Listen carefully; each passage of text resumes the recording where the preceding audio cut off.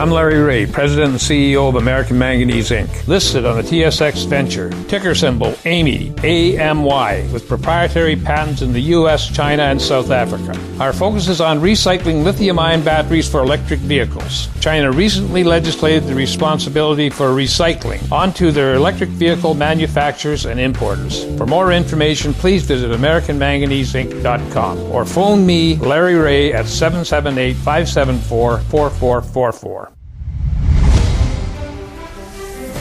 Welcome to the Goddard Report. Comments made on the Goddard Report and TalkDigitalNetwork.com are an expression of opinion only. Here is Jim Goddard. My guest is Sharon Noble, Director of the BC Coalition to Stop Smart Meters. Welcome back to the show, Sharon. Hello, Jim. Have you heard back from the BC Utilities Commission about their fire report concerning smart meters? I thought they were supposed to give you something in April. Yep, I've heard nothing since they sent me the draft and gave me 2 weeks for my responses. Several members have written asking for the status, and the BC Utilities Commission is responding that it's not ready, they don't know when it's going to be ready, blah, blah, blah. I am worried that they are not going to release it. The report itself, their draft, was damning, had so many admissions of failures in the system, and my responses expanded upon those failures and documented evidence that there were even more. So I suspect that they're not going to release it. I'm hoping that people will be so outraged by it that they will insist it be reported. These are our homes and lives that they're messing with. This isn't just something that's nice that they should be telling us. This report acknowledges that no one knows what's going on about fires. The fire commissioner is not documenting fires. Hydro is not tracking fires. The BC Safety Authority is not being called in to investigate fires. I don't know what is going on, except that these meters are catching fire. I got 3 more fire reports this week that certainly appear to be smart meter fires. I'm still documenting and trying to investigate. These things are bad, and we have a right to have them off our homes. Have you asked any members of the opposition to ask questions in the House about the smart meter issue? Sure. I've asked John Horgan and I've asked Adrian Dix, and John Horgan will only speak to the fact that the NDP is against the cost issue. Adrian Dix does not told me after I met with him. I gave him a spreadsheet with information. I took an engineer with me who talked about the design flaws, and Adrian Dix said he didn't believe me. So no one will speak to the fire issue. The NDP, I wish I could say something better because I hate the Liberals for what they've done in so many regards to this province. But the NDP is not stepping up. They have an issue here that they could be using, and they should be using to help us. If John Horgan is so concerned about the costs of these programs, and he should be, he's right to be concerned. So far, it's cost at least $1 billion, and there's no end to it. We still don't have any security. They're still upgrading things. There are still many problems. If he's concerned about the costs, why isn't he demanding a recall and demanding that Itron refund the money for these defective devices? I don't understand why he isn't doing this, but he isn't. Of course, Rafe Mayer on some of my Goddard reports has said he's never seen such an ineffective opposition as the BC NDP. He says they go along with government programs. They don't question anything now. It seems that they're just rubber stamping. All they care about is, as long as I win my seat, that's good enough. You know, sadly, I have to agree. And I can remember the last election. We were fighting for the right not to have smart meters. And in June of 2013, Bill Bennett said we would not be forced to have a smart meter on our home. He assured us we wouldn't. Anyone who still had the analog which wasn't very many, no one would have to have a smart meter. Then he came out with these outrageous costs, $32.40 a month to keep our analog. And John Horgan, when I went to him with this information and said, I would love for you to come out and say something different, what would you do if you're in power? He said he would do the same thing. I was so disappointed because personally I like John. I think he's got a lot of integrity, but this is ineffectual opposition. We need a strong opposition here. And the Greens are no better. Andrew Weaver thinks they're fine. He likes his smart meter. He refuses to acknowledge that radiation is dangerous, and he says he loves his smart meter. Well, good for him. I hope his house doesn't burn down. Now, of course, you've seen some of the latest research released by the National Toxicology Report. What did that report say? This is an amazing report that was released by the U.S. National Toxicology Department just a few days ago. And the U.S. government does not do many studies on RF radiation.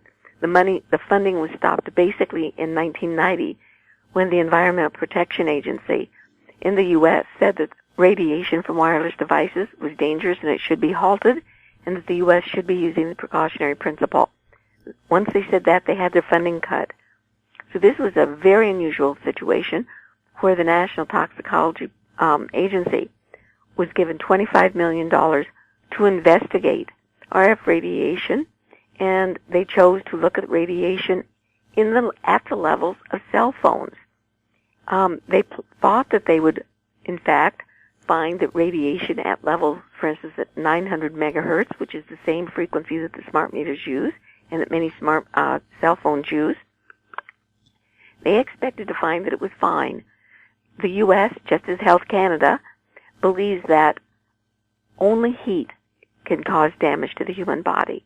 They reject the fact that thousands of studies show exposure to non-thermal, non-heating radiation can cause damage. That's what they expected to find. After 3 years, they were so astonished by the results that they cut short the program because they felt this information had to be made public.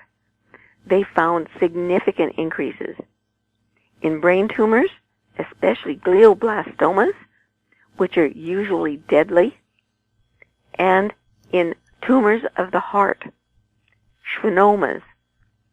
These are very, very rare, but not in this study. They found that the increase was astonishing.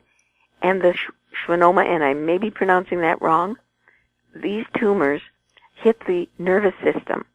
And so far, they only have reported on tumors of the heart, but they have said that they will be releasing follow-up reports later as they follow up with other tumors that they have found in other parts of the nervous system as a result of whole body exposure to low levels of radiation at the same frequency that the smart meter emits. Even the American Cancer Society, which is very hesitant to say anything, it's like the Canadian Cancer Society, that still has on its website that there's no evidence that this is dangerous, that Wi-Fi, that cell phones, that cordless phones, that cell towers are dangerous. They refuse to say it, even though there are thousands and thousands of studies. Even the American Cancer Society has now said this is a game changer. And they are believing that probably the World Health Organization will be able to say this is a carcinogen.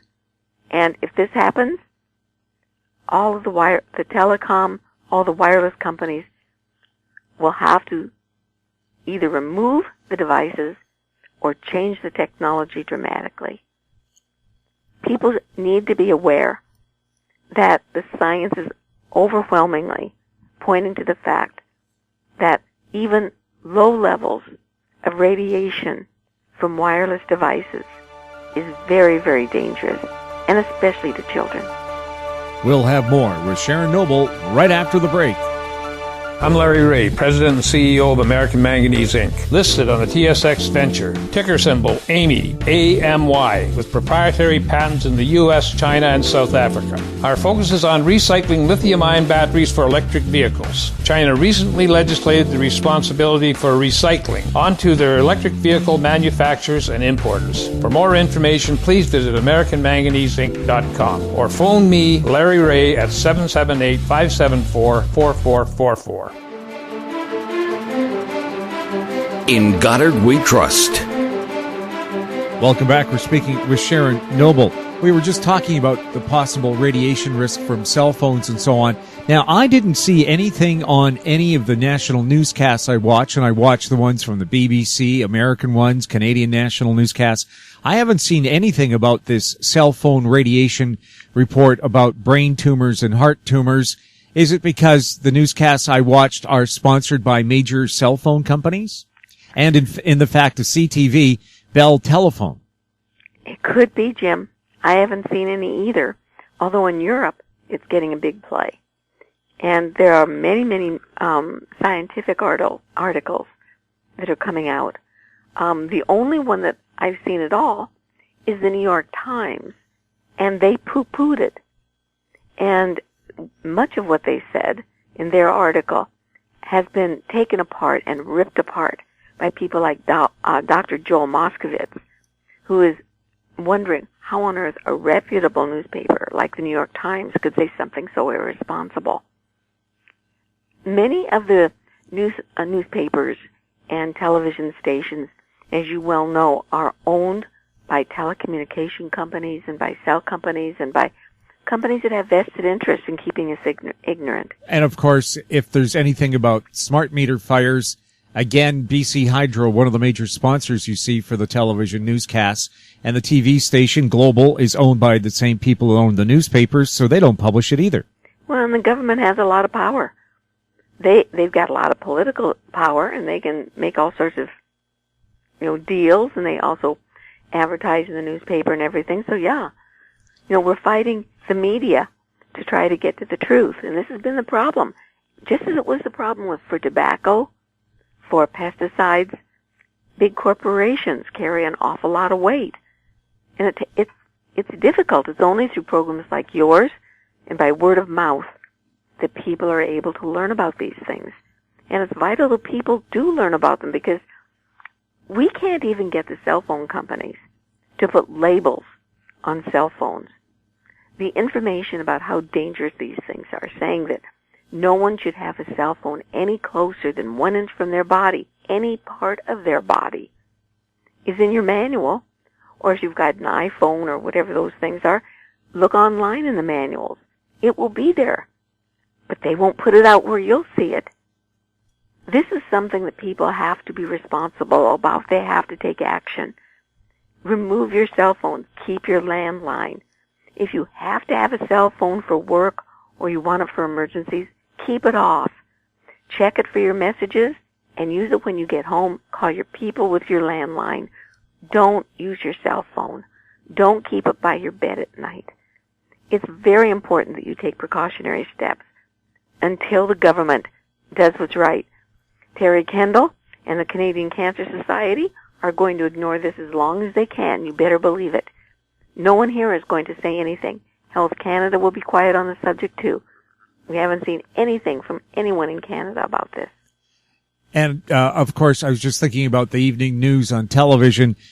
Yeah, the government can shut them up because every second ad is bragging about the balanced budget that BC claims to have. Yeah, sure. So, of course, they would pull those ads if you ran anything critical of the government. Yep. Well, Jim, the information is there, and I think it's almost to the point where individuals are going to start suing those who are responsible. People like Perry Kendall, people like Health Canada, people like our health ministers, people like school board trustees who know that Wi-Fi is dangerous and they're exposing children and teachers to this. These people are guilty of harmful negligence, and they should be held responsible individually when they ignore it and allow people to be exposed to this dangerous stuff.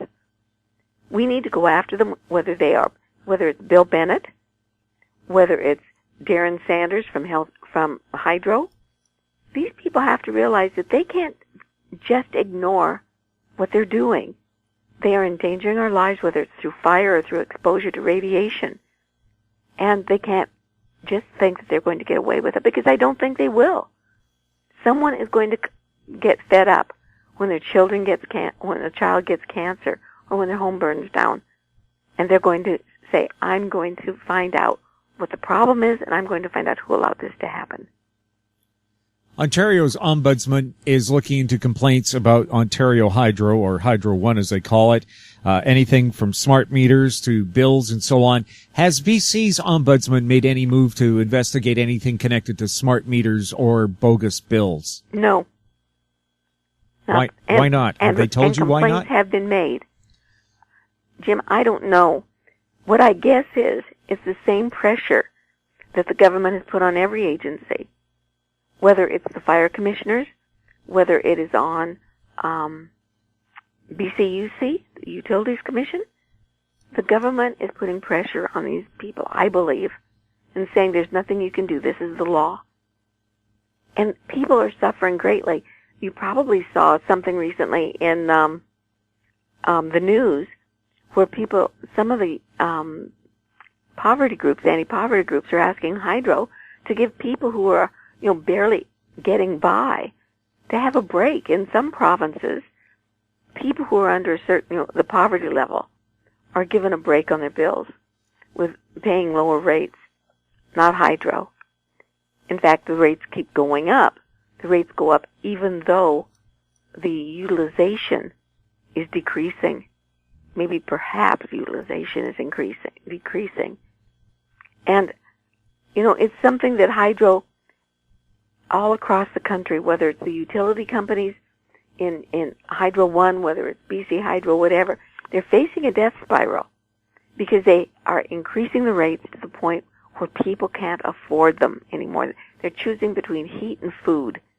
And this, in an area of the country, for instance, in British Columbia, where we've got more power than we know what to do with, the same as in Ontario, they create excess surplus power, and yet they are increasing their rates more than here in BC, if you can believe it. In fact, a statement in a recent article I read said that in the last, I believe since 2010, the rates in Ontario under Hydro One have doubled. This is crazy, and people can't afford. This is why they are complaining to the ombudsperson, and the ombudsperson is holding public meetings. They're asking for people to bring their complaints and concerns, whether it's billing, whether it's smart meters, whatever. And no, I don't believe we've had that opportunity here in British Columbia. In Seattle, a man was sued for publishing information about smart meters. What happened in that lawsuit? He, through a Freedom of Information Act, obtained information about the Landis-Gear meters that were being used in Seattle. He wanted specifically to find out about the security measures that were being taken, because he knew about the concerns about hacking into personal data in homes, as well as cyber attacks on the grid. He was given the information, then he published it on his website, and Landis-Gear went after him and sued him. They went after an injunction, and the court granted it, and he was forced to take it down from his website. But yesterday, a judge decided that this was infringing upon his right to free speech, and they allowed him to put it back up. Landis-Gear is still complaining. They said that by allowing him to do this, it would put personal safety at risk. They said that information would be made available so that, quote, evildoers on the Internet could access personal data and endanger personal security. To me, this means this is an admission that they have data of a personal level that hackers could get and, for instance, invade your home, invade your privacy, obtain personal information that you've never given permission to a utility company to gather, that only you should be able to give to other people. as well, Landis and Gear told Seattle that if they allow this information to be given, it could result in a cyber attack to the city. This just shows, this is an admission, that the smart meter programs are not secure. And in fact, I read an article this morning that the U.S. government is holding a war games, a major war game scenario that's going to go over several months, trying to figure out how to prevent a cyber attack. There have been many cyber attacks. I believe the number, and I don't have it right at my fingertips, but I believe it was in the range of 79 cyber attacks to the major grid occurred last year. These did not result in any of the major problems. They were localized and contained. But once the grid is up and running and is truly international, who knows what will happen? As many of the experts have threatened and warned, the grid could come down for months and months on end, putting us all in black. And so this is in dark. So this is what the U.S. War Games is trying to see what would happen and how they can prevent it. I think that lawsuit in Seattle, even though it's been thrown out of court, demonstrates the fact that the meter companies are concerned about their level of security, which is basically non-existent from what I can see. Well, I feel evidence that smart meters are spying on you was released by Hydro when they told the BC government that they think that the vacant apartment rate by people who have bought is only 10% because they looked at their smart meter data and could tell what kind of power usage there was. They can tell much more than that. You know, they're going to be getting down to very, very basic information. Maybe they haven't done it yet, but once everything is hooked up and running, and especially once they activate the Zigbee chips to talk to our appliances, they'll be able to tell what we're doing every minute that we're home. I understand in some places, maybe even BC, utility companies are asking people for their permission if they can turn off individual items in their house, the coffee maker, the air conditioning, the refrigerator. They're not asking for permission they're not saying that they will do that specifically. What I've seen in other parts of the country, I haven't seen it in British Columbia yet, but in California and in Ontario, they gave incentives to people. For instance, a $15 rebate or a permanent $5 reduction in your bill or something like that, or maybe something even more innocuous. If they would grant, and they put it in terms like, we will help you save and reduce on your energy. You know, give us a little bit of ability to reduce your usage. Something like that. They don't tell you what they're going to do. But what they do, if you agree, is when there is a shortage and the utility company believes that you might be using something like an air conditioner or a washing machine, they could turn those things off or reduce the power that is going into your house generally if they need it somewhere else. This has been documented. This has happened in other places. One woman in California, in fact, said that this was 2 or 3 years ago, she was using, and you'd have to have a smart appliance for this to be done, I believe, specifically to the appliance. If you don't have smart appliances, what they would do is reduce the amount of power generally going to your home. But once you have a smart air conditioner or a washing machine, this can happen specific to and be applied specifically to the appliance. This woman in California had a front-loading washing machine, and she was washing some of her children's clothing. And in the middle of the cycle, the electricity, the power to the washing machine was cut. She needed something from that washing machine for that evening, and she couldn't open a washing machine because it's front-loading, and when there's water in there, you can't open it. And the power was cut, so she had to wait several hours until her power was put back onto the washing machine to be able to finish her load. Well, what if you had some kind of medical device hooked up to the power system? Yep, it could happen. It could happen, just as it could happen if Hydro decides to cut your power because they believe you are not agreeing to have your smart meter on your home. They're threatening people, as perhaps you saw or heard with CKNW yesterday, when a member from the BC Hydro team admitted that Hydro could cut power to homes if people don't accept a smart meter. They aren't asking if you have medical devices. They're not asking if you've got something that's critical in your home, if you have children who need food, if it's hot, and someone there would suffer greatly if they couldn't have an air conditioner. They're doing it without regard for our health and safety. Sharon, anything else you want to talk about today? No, not that I can think of, Jim. Things just keep rolling on the same old, same old. I would encourage people to go on the internet and look for the National Toxicology Report from the United States.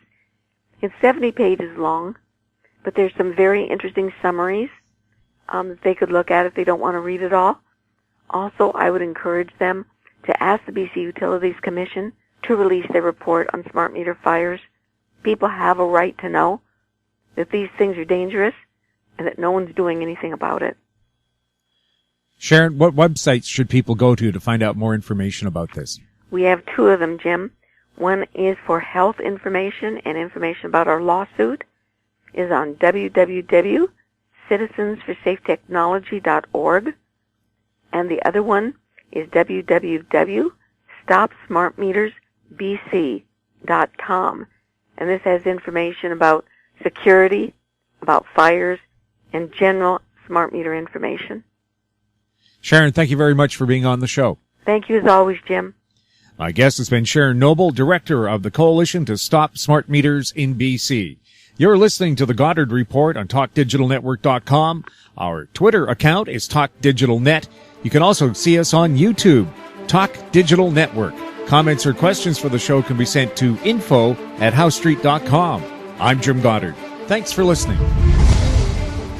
Comments made on the Goddard Report and TalkDigitalNetwork.com are an expression of opinion only. The Goddard Report is available online and mobile at TalkDigitalNetwork.com.